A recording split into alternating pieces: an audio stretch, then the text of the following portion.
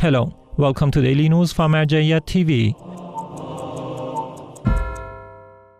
Scholarly sessions of Grand Ayatollah Shirazi during nights of Ramadan in Holy Qom. The residence of His Eminence Grand Ayatollah Sayyid Husseini Shirazi, a prominent religious authority, hosts a series of scholarly sessions during the blessed month of Ramadan 1446 AH in the holy city of Qom. The nightly gatherings draw dozens of scholars, religious figures, and seminary students. These sessions run daily throughout the sacred month and feature in-depth discussions on a range of topics, including Islamic jurisprudence, history, ethics, and culture. The meetings aim to foster intellectual exchange and reflection among attendees. Viewers worldwide can tune in to these live broadcasts via the Marjayat Global Network, other Shia satellite channels, the Al-Shirazi app, and TV boxes. The sessions air at 10:30 p.m. in Qom. Ramadan meetings of Sayyid Ahmad Shirazi with religious and social figures in Kuwait. Sayyid Ahmad Shirazi, son of Grand Ayatollah Sayyid Husseini Shirazi, continued his Ramadan visits, meeting with several religious figures and prominent families in Kuwait. As part of these visits, he attended the Diwaniyas of Hajj Hussein al-Ghatan, Al-Shawaf, and Hajj Abdul Wahab al-Wazan, where he engaged in discussions with the hosts. Additionally, he met with Sayyid Jawad al-Ghazwini, a prominent Shia figure in Kuwait, as well as members of the Bushehri family, exchanging views on various topics. Delegation from Grand Ayatollah Shirazi's office meets former Kuwaiti MPs and social figures. A delegation from the office of Grand Ayatollah Sayyid Husseini Shirazi continued its Ramadan visits in Kuwait. This delegation, consisting of Sayyid Yaghubi, Sheikh Muhammad Abbasi, and Sheikh Mehdi Maash, visited the Diwaniyas of scholarly, social, and political figures in Kuwait. On the ninth night of Ramadan, they attended the Diwaniyas of Hajj Saleh Ashur, Ahmad Lari, Muhammad Johar Hayat, and Hani Shams, as well as the Al-Kakuli Diwaniya and the Shibab al-Ridwan Institute.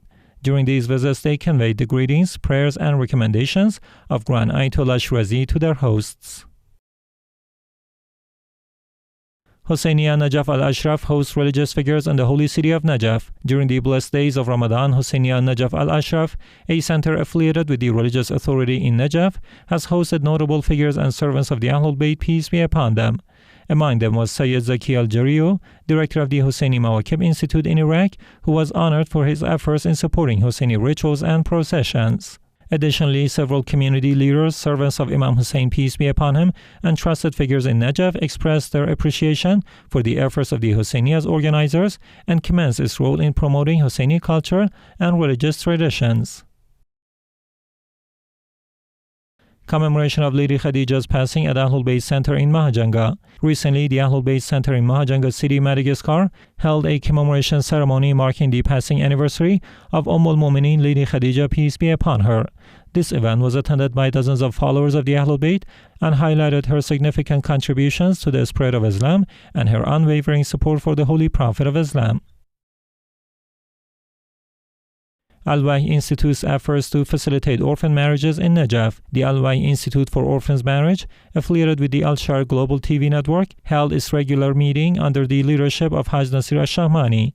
This session reviewed upcoming plans for Najaf and other provinces in Iraq, focusing on initiatives to facilitate orphan marriages and enhance social support for them. This institute also held a preparatory meeting for the second group of orphan marriages, including 10 individuals, attended by Dr. Hussein Hatim al-Shibli. Annual charity initiative of the Rasul al-Adam Institute for Ramadan.